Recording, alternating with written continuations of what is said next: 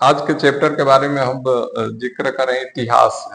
Subject क्या है? तो इतिहास है, और इतिहास में प्राचीन और मध्यकालीन इतिहास के बारे में, इससे रिलेटेड जितने ऑब्जेक्टिव क्वेश्चन हैं उसके बारे में हम जिक्र करेंगे, जो हर एक एग्जाम में काम करेगा। जितने जनरल कंपटीशन है सब में इससे रिलेटेड क्वेश्चन आते हैं, और प्लस सब कंपटीशन ये में काम करने वाला है। सब कंपटीशन देखेंगे तो सब कंपटीशन में इससे काफी बेनिफिट होने वाला है।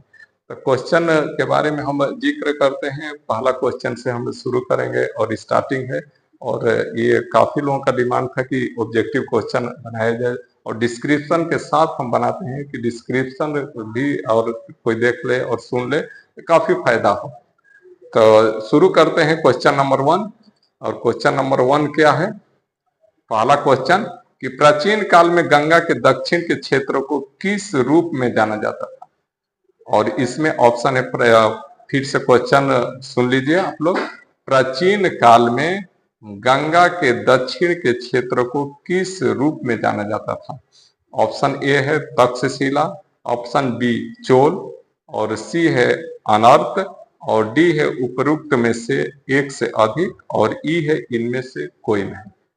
इसका आंसर हो जाएगा ई, इनमें से कोई नहीं। ई, इनमें से कोई नहीं। इसका हम देखते हैं कि व्याख्या क्या होता है, डिस्क्रिप्शन क्या है। तो प्राचीन काल में गंगा के दक्षिण का क्षेत्र मगध के नाम से जाना जाता था। किस नाम से? तो मगध के नाम से। ये था, मगध के नाम से जाना जाता था। गंगा के दक्षिण का क्षेत्र जो था उसको मगध के नाम से हम जानते थे। गंगा के दक्षिण, गंगा के दक्षिण के क्षेत्र को हम मगध के नाम से जानते थे। और क्या है? तक्षशिला। तक्षशिला सिंधु और झेलम नदियों के बीच स्थित था। तक्षशिला सिंधु और झेलम नदियों के बीच स्थित था। चोल साम्राज्य गोदावरी नदी के दक्षिण में स्थित था। चोल साम्राज्य की बात किया जाए तो चोल साम्राज्य गोदावरी नदी है उसके दक्षिण में स्थित था। अनर्त एक आया है टर्म अनर्त, तो यह महाभारत में वर्णित प्राचीन भारत का एक वैदिक काल है का साम्राज्य है, जो मोटे तौर पर भारत के उत्तरी गुजरात राज्य का निर्माण करता है। नेक्स्ट क्वेश्चन इसमें देखते हैं, भारतीय उपमहाद्वीप में लोहे का प्रयोग कब प्रारंभ हुआ?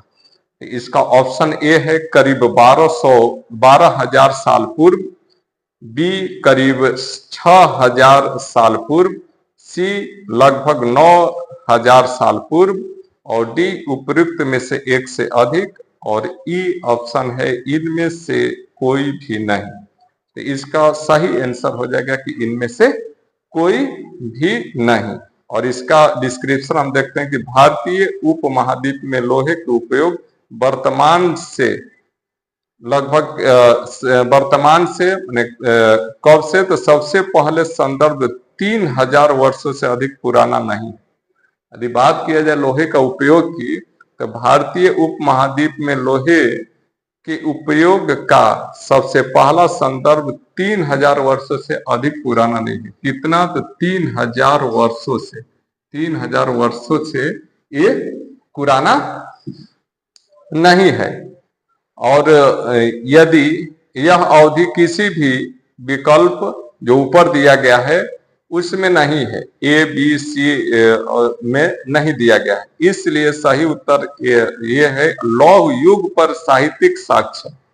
लौह युग पर साहित्यिक साक्ष्य बाद के वैदिक काल के ग्रंथों में लोहित अयस किस नाम से जानते थे? तो लोहित अयस या कृष्ण अयस, लोहित अयस या और लोहित अयस और कृष्ण अयस, कृष्ण अयस, लोहित अयस और कृष्ण अयस, दो था, लोहित अयस और कृष्ण अयस जैसे शब्दों का इस्तेमाल किया गया था।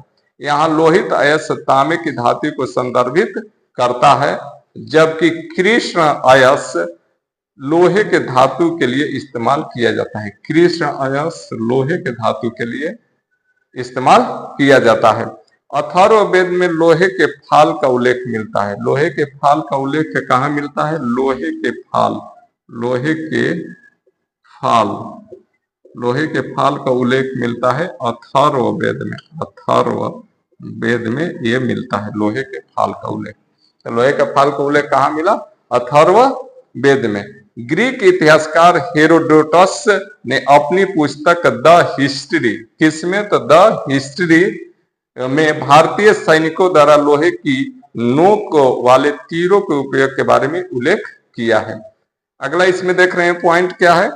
तो इन साहित्यिक साक्ष्यों के आधार पर यह कहा जा सकता है कि कृषि के लिए लोहे के औजारों का प्रयोग भारत में लगभग कब हुआ था? तो 800 से लेके 700 ईस्वी पूर्व, 800 से लेके 700 ईस्वी पूर्व के आसपास शुरू हुआ।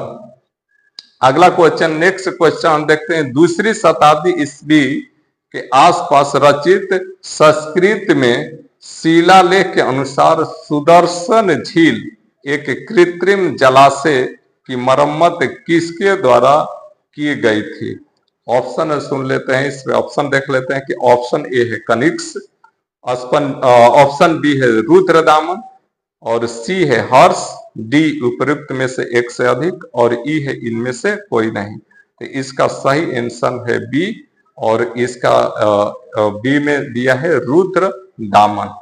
अब इसका डिस्क्रिप्शन हम देखते हैं। वह भारत में सबसे प्रसिद्ध शक शासक हुआ, और इसका कार्यकाल कब था? 130 एडी से लेकर 130 एडी से लेकर 150 एडी के बीच में ये रुद्रदामन का कार्यकाल है।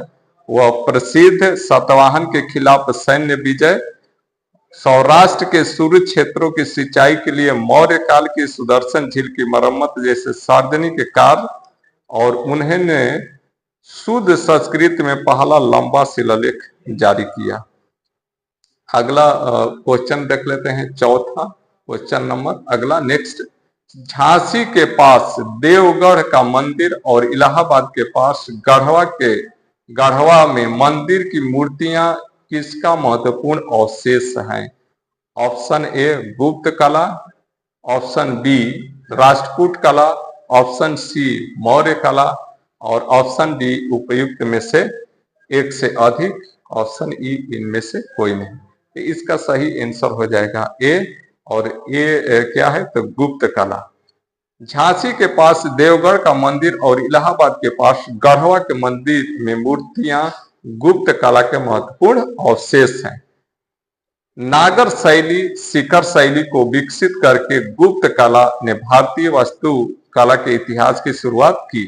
शिखर मंदिर क्या है? तो एक वैष्णव प्रतीक मंदिर वास्तुकला की सबसे विशिष्ट विशेषताओं में से एक, इस अवधि के दौरान अपना पूर्ण विकास प्राप्त किया। मंदिर की वास्तुकला इसके गर्भगृह, मंदिर कक्ष के साथ जिसमें भगवान की छवि रखी गई थी, गुप्तों के साथ शुरू हुई।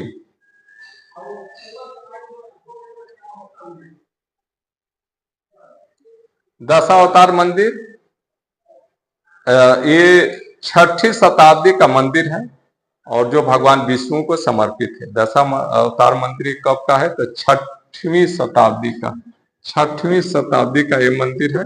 और किसको समर्पित है? तो ये है भगवान विष्णु को समर्पित है। यह झांसी जिले में लगभग 125 किलोमीटर दूर उत्तर प्रदेश के देवघर में स्थित है और गुप्त कला के दौरान निर्मित यह गुप्त शैली की वास्तुकला को दर्शाता है। इलाहाबाद के पास गढ़वा में मंदिर, इसमें गुप्त काल के कई अवशेष हैं। मंदिर परिसर में भगवान विष्णु के सभी 10 अवतारों का प्रतिनिधित्व करने वाली एक आकृति भी मौजूद है। अगला क्वेश्चन देखते हैं। निम्नलिखित में से किस लड़ाई में मुख्य विरोधियों को सही ढंग से नहीं बताया गया है? ऑप्शन ए पानीपत का प्रथम युद्ध, बाबर और इब्राहिम लोदी, बी पानीपत की दूसरी लड़ाई, टीपू सुल्तान और मराठों, सी हल्दी घाटी का युद्ध, महाराणा प्रताप और अकबर, और डी उपयुक्त में से एक से अधिक, और ई इनमें से कोई नहीं। तो इसमें ऑप्शन बी है, पानीपत की दूसरी लड़ाई टीपू सुल्तान और मराठों। निम्नलिखित क्वेश्चन था कि निम्नलिखित में से किस लड़ाई में मुख्य विरोधियों को सही ढंग से नहीं बताया गया। तो पानीपत की दूसरी लड़ाई में टीपू सुल्तान और मराठों इसका सही आंसर है। और इसके बारे में देख लेते हैं कि पानीपत का प्रथम युद्ध, आगे देखते हैं कि पानीपत का प्रथम युद्ध हुआ था 1526 ईस्वी में, और दिल्ली सल्तनत के लोदी वंश के इब्राहिम लोदी को बाबर ने हराया था। महत्व युद्ध ने मुगल वंश की स्थापना की, जो ईस्ट इंडिया कंपनी के शासन के आगमन तक चली। पानीपत का दूसरा युद्ध 1556 में हुआ था। यह हेमू और बैरक खां के बीच लड़ा गया था। हेमू मोहम्मद आदिल शाह और अकबर के प्रतिनिधि बैरक खां के हिंदू सेनापति थे, और हेमू को बैरम खान ने हराया और मार डाला। अगला हल्दी घाटी का युद्ध 1576 ईस्वी में हुआ था। यह महाराणा प्रताप के नेतृत्व वाली मेवाड़ सेना और आमर के मान सिंह प्रथम के नेतृत्व वाली मुगल सेना के बीच लड़ा गया था। युद्ध में राणा प्रताप की पराजय हुई, हालांकि उन्होंने इसे स्वीकार नहीं किया और अपना संघर्ष जारी रखा। हल्दी घाटी राजस्थान में है। हल्दी घाटी कहाँ है? तो राजस्थान में है। अगला क्वेश्चन देखते हैं। अगला क्वेश्चन है छठवां, और छठवां क्वेश्चन क्या है इसके बारे में आप लोग सुनिए, क्वेश्चन ध्यान से सुनिए और उस पर डिस्क्रिप्शन जो बताया जा रहा है उसको भी ध्यान से सुनिए। अगला क्वेश्चन है, दिल्ली सल्तनत के दौरान मुकदमा या चौधरी पदनाम किसके लिए इस्तेमाल किया जाता था? क्वेश्चन फिर से एक बार सुन लीजिए। दिल्ली सल्तनत के दौरान मुकद्दम या चौधरी पद किसके लिए इस्तेमाल किया जाता था? ऑप्शन ए राजस्व अधिकारी, ऑप्शन बी ग्राम लेखाकार, ऑप्शन सी ग्राम प्रधान, ऑप्शन डी इनमें से एक से अधिक, और ऑप्शन ई इनमें से कोई नहीं। इसका आंसर हो जाएगा सी ग्राम प्रधान। इसका आंसर होगा ग्राम प्रधान। मुकद्दम या चौधरी एक ग्राम प्रधान थे। मुकद्दम या चौधरी क्या थे? ग्राम प्रधान। मुकद्दम या चौधरी ये थे ग्राम प्रधान। क्या थे? ग्राम प्रधान थे। ये ग्राम प्रधान थे, और इस क्षमता में केवल गांव में सर्वोच्च राजस्व अधिकारी थे, न कि कोई राजस्व अधिकारी या ग्राम लेखाकार। आज भी उस क्षेत्र में ग्राम प्रसाधनों को अक्सर चौधरी कहा जाता है। दिल्ली सल्तनत के दौरान प्रशासनिक प्रभाग और उनके प्रमुख।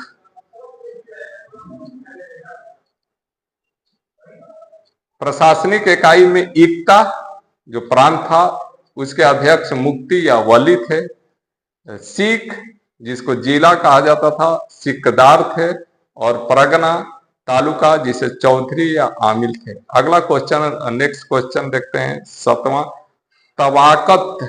तबकात ए अकबरी जिसे कभी कभी अबुल फजल के अकबरनामा से अधिक विश्वसनीय माना जाता है, किसके द्वारा लिखा गया था? क्वेश्चन फिर से सुन लीजिए। तबकात ए अकबरी जिसे कभी कभी अबुल फजल के अकबरनामा से अधिक विश्वसनीय माना जाता है, किसके द्वारा लिखा गया था? Option A Nizamuddin Ahmad, option B Abdul Hamid Lahori, option C Gulbadan बेगम, और ऑप्शन डी इनमें से कोई नहीं। इसका आंसर हो जाएगा ऑप्शन ए निजामुद्दीन अहमद। तबकात ए अकबरी ख्वाजा निजामुद्दीन अहमद द्वारा लिखी गई थी। इसे तारीख निजामी के नाम से भी जाना जाता है। ये शुरुआती मुस्लिम आक्रमणों से लेकर अकबर के शासन के 36वें वर्ष तक के भारत के इतिहास का वर्णन करता है। अकबर के शासन काल में निजामुद्दीन अहमद प्रथम बख्शी के उच्च पद पर आसीन था। महत्व सल्तनत काल में बंगाल के इतिहास में पुनर्निर्माण के लिए यह महत्वपूर्ण है। अब्दुल हमीद लाहौरी, उन्होंने बादशाहनामा लिखा जिसे पादशाहनामा के नाम से भी जाना जाता है। और पुस्तक में शाहजहां के जीवन और उसके शासन के पहले 20 वर्षों के दौरान घटी घटनाओं के बारे में विवरण दिया गया है।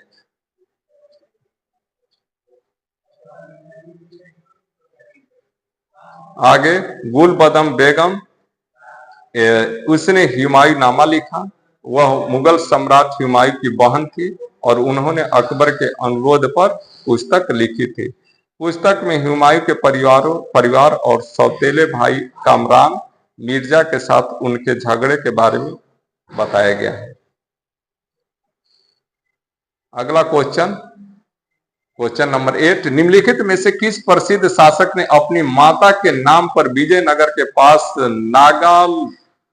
नगालपुरम की एक उपनगरीय बस्ती की स्थापना की? ऑप्शन ए हरियर, ऑप्शन सी बुक्का, ऑप्शन सी कृष्णदेवराय और ऑप्शन डी इनमें से कोई नहीं। इसका सही आंसर हो जाएगा कृष्णदेव राय। और कृष्णदेव राय को बेहतरीन मंदिरों के निर्माण और कई महत्वपूर्ण दक्षिण भारतीय मंदिरों के प्रभावशाली गोपुरम जोड़ने का श्रेय दिया जाता है। उन्होंने अपनी मां के नाम पर विजयनगर के पास नगालपुरम नामक एक उपनगरीय बस्ती की भी स्थापना की। कृष्णदेव राय पर अतिरिक्त तथ्य ये, उन्होंने आंध्र भोज और आंध्र पितामह के नाम से भी जाना जाता है। वह वीर नरसिंहा द्वारा स्थापित तुलुव राजवंश से संबंधित है। उन्होंने विजय महल, हजारा राम मंदिर और विठल स्वामी मंदिर का निर्माण किया। उन्होंने अमुक्त माल्याद राजनीति पर एक तेलुगु काम और संस्कृत नाटक जामवंती कल्याण लिखा। उनका दरबार अष्ट दिग्गज तेलुगु के 8 प्रसिद्ध कवियों द्वारा सुशोभित था।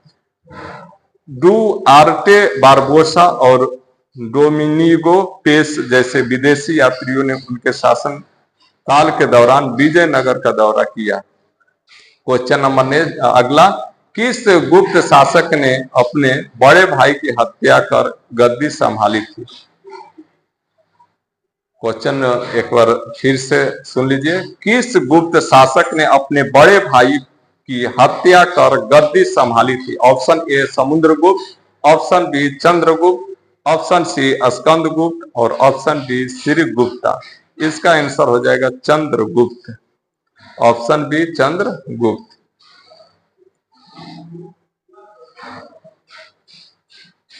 चंद्रगुप्त द्वितीय विशाख दत्त कृत देवी चंद्रगुप्तम के अनुसार समुद्रगुप्त को रामगुप्त द्वारा सफल बनाया गया था। उन्होंने बहुत कम समय तक शासन किया और अपनी रानी ध्रुव देवी को शक आक्रमणकारी को सौंप दिया। चंद्रगुप्त द्वितीय ने शक आक्रमणकारी और बड़े भाई रामगुप्त दोनों को हराया और मार डाला। फिर उसकी विधवा ध्रुव देवी से विवाह किया। उसने वैवाहिक संबंध, गठबंधनों और विजय अभियानों के माध्यम से अपने साम्राज्य की सीमाओं का विस्तार किया। उन्होंने नागा वंश के राजकुमारी कुबेर नाग से विवाह किया। उन्होंने वाकाटक राजकुमार रुद्रसेन द्वितीय के साथ अपनी बेटी प्रभावती गुप्त का विवाह किया।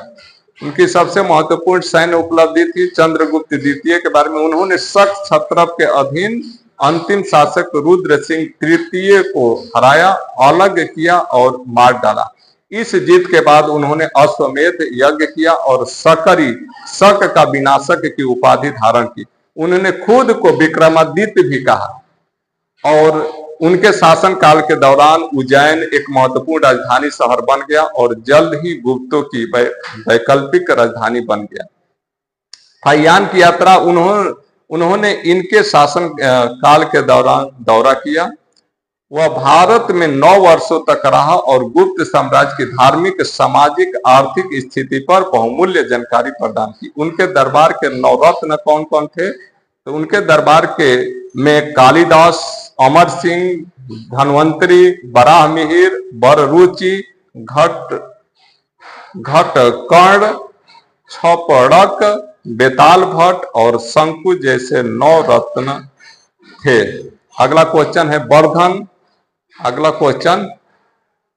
क्वेश्चन वर्धन वंश की नींव किसने रखी? अगला क्वेश्चन है वर्धन वंश की नींव किसने रखी? तो ऑप्शन ए है Rajyavardhan, option B Adityavardhan, option C Prabhakarvardhan, option D Pushyabhuti. तो इसका सही आंसर है ऑप्शन डी पुष्यभूति। पुष्यभूति पुष्यभूति ने वर्धन वंश की नींव रखी। पुष्यभूति ने वर्धन वंश की नींव रखी। इस राजवंश के शासकों ने खुद को वर्धन कहा। वे गुप्तों के सामंत थे और हुर आक्रमणों के बाद स्वतंत्र हो गए थे। इस राजवंश की राजधानी थानेश्वर कुरुक्षेत्र जिला हरियाणा में थी और इस वंश का पहला महत्वपूर्ण शासक प्रभाकर वर्धन था। हर्षवर्धन इस वंश का सबसे महान शासक हर्षवर्धन था। शीलादित्य के नाम से भी जाना जाता था हर्षवर्धन को, और उसने कनौज को अपनी नई राजधानी बनाया था। वातापी के चालुक्य वंश के पुलकेशिन द्वितीय द्वारा हार के कारण दक्कन की ओर उनका अभियान रोक दिया गया था और उसके शासनकाल में प्रसिद्ध चीनी यात्री ह्वेन सांग आए थे। हर्षवर्धन के कार्यकाल में ह्वेन सांग प्रसिद्ध चीनी यात्री भारत आए थे। कनौज विधानसभा 663 ईस्वी में ह्वेन सांग के सम्मान में और बौद्ध धर्म के महायान संप्रदाय को लोकप्रिय बनाने के लिए आयोजित की गई थी। उन्होंने नागानंद, रत्नावली, प्रियदर्शिका नाम से 3 संस्कृत नाटक लिखे। बहुत ही इंपॉर्टेंट है हर्षवर्धन से रिलेटेड। हर्षवर्धन के बारे में हर्षवर्धन क्या किए थे? 3 नाटक संस्कृत में 3 संस्कृत नाटक लिखे थे, जिसका पहला नाम है नागानंद, रत्नावली, प्रियदर्शिका। हर्षचरित हर्ष के शासन के पहले भाग की घटनाओं का वर्णन करने वाली ऐतिहासिक काल बाण भट्ट द्वारा लिखा गया था। कादम्बरी भी बाण भट्ट ही लिखे थे। बाण भट्ट द्वारा लिखा गया हर्षचरित और कादम्बरी 2 पुस्तकें हैं, बहुत ही इंपॉर्टेंट है। इसी के साथ आगे नेक्स्ट वीडियो में अगला और भी व्याख्या देखेंगे। और वीडियो अच्छा लगे तो इसको सब्सक्राइब करिए, शेयर करिए और लाइक करिए। जय हिंद।